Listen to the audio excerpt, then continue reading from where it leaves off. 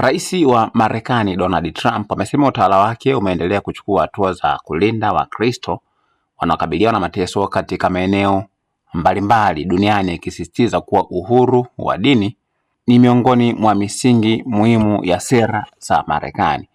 Trump ametoa kauli hiyo alipohutubia mkutano wa Faith and Freedom Coalition ambao ulifanyika mjini Washington, unaokutanisha viongozi wa dini pamoja na wanaharakati wa mlengo wa kihafidhina nchini humo.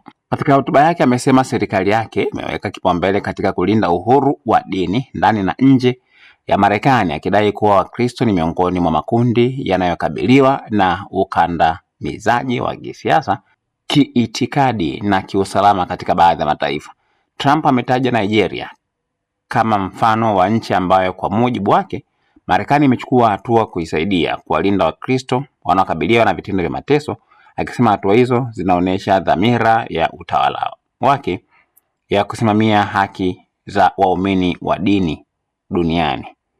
Amesema juhudi hizo ni sehemu ya mkakati mpana wa kuimarisha usalama wa kimataifa sambamba na kulinda uhuru wa kuabudu na haki za msingi za binadamu. Katika hotuba hiyo pia Trump amewakosoa viongozi wa chama cha Democratic akidai kuwa baadhi ya sera zao zinahatarisha nafasi ya dini, familia na maadili ya Kikristo katika jamii ya Marekani.